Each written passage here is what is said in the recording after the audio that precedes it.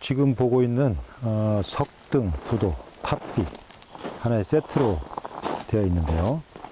이곳은 지금 충주시 소태면 오량리에 있는 바로 청룡사 보각국사 정예 원흉탑입니다. 조선시대에 만들어진 것 중에는 가장 이른 시기이고요. 가장 잘 만들어진 부도이기도 합니다. 보각국사 훈수의 부도인데요.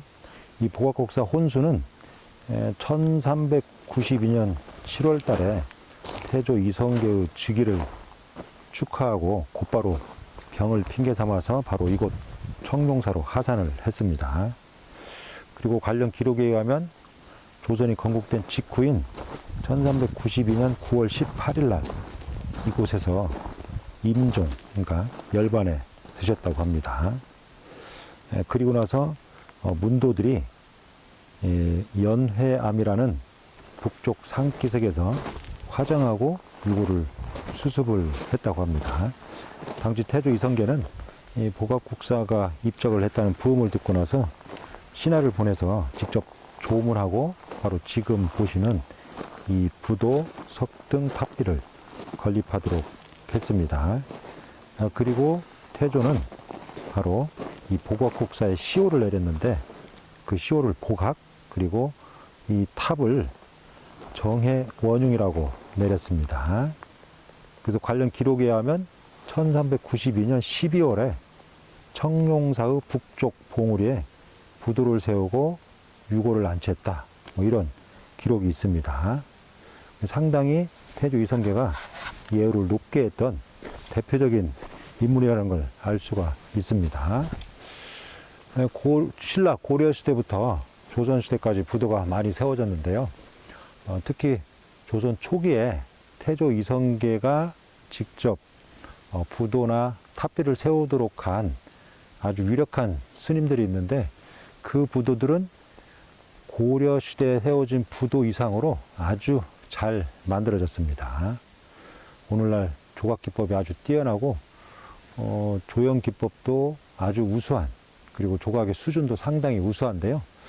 이런 걸로 봐서 고려시대 때 처음에는 부도의 건립 경향이 아주 성행을 하다가 점차 완화되다가 고려 말기 때는 여러 혼란스러운 상황으로 느슨해지고, 또 부도의 어떤 건립이 세워지지 않는 경우도 있고, 또 건립이 된다 해도 규모가 작거나 또는 조형 기법이 다소 떨어지는 그런 부도들이 건립이 되는데, 조선시대에 와서 불교를 깊이 믿었던 이 태조 이성계 후원에 의해서 만들어진 부도가 특히 아주 조각 수준이 뛰어납니다.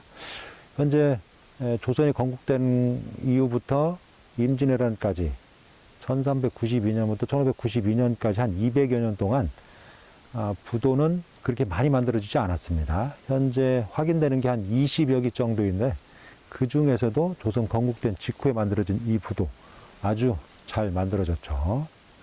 저 은사님께서 처음에 발견을 하고 현재와 같은 모습으로 세워놓으셨는데, 현재 국보로 지정되어 있습니다. 이 부도는 주인공과 건립 시기를 명확하게 알 수 있다는 것뿐만 아니라, 보시는 것처럼 아주 규모도 크고 조각 기법이 뛰어납니다. 그리고 부도와 탑비는 하나의 쌍입니다.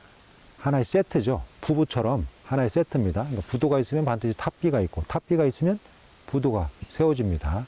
물론 상황에 따라서 가까이 있는 경우도 있고 멀리 떨어져 있는 경우도 있지만, 거의 대부분은 가까이 하나의 부부처럼 세워지는데요. 바로 이 경향이 조선시대까지 그대로 이어졌음을 보여주는 그런 대표적인 사례이고요. 동시에 조선시대에 와서 조금 더 다른 모습을 취하게 됩니다. 다시 말해서 그동안은 탑비와 부도가 하나의 세트로 일정한 공간에 세워지는데, 조선시대에 와서는 왕릉처럼, 다시 말해서 능도 죽은 사람의 시신이나 유체를 모아놓은 곳이죠. 바로 묘입니다. 이 부도도 바로 입적한 스님의 사후 기념적인 조형물로서 하나의 묘라고 볼 수 있습니다. 그래서 묘와 비를, 왕릉 같은 경우 봉분과 신도비를 함께 세우는데, 그리고 봉분 앞에 장명등을 세우게 되어 있죠. 조선시대에 와서 바로 이처럼 묘, 부도 앞에 장명등을 세우는 그런 전통이 나타나기 시작을 합니다. 바로 그러한 사례를 가장 최초로 보여주는, 이런 시기에 보여주는 사례라고 할 수 있죠.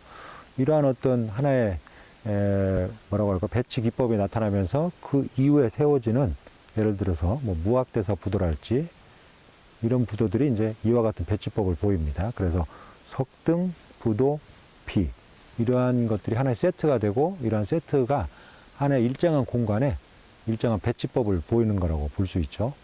어쨌든 복악곡사 훈수의 부도, 태조 이성계의 후원에 의해서 만들어진 걸로 보이는데, 아마도 현재와 같은 이런 우수한 기법을 보이는 걸로 봐서 이 지역에서 활동했던 사람이 아니라 태조 이성계가 왕실에서, 중앙에서 직접 파견한 그 장인에 의해서 설계와 시공이 이루어진 그런 석조물로 보입니다.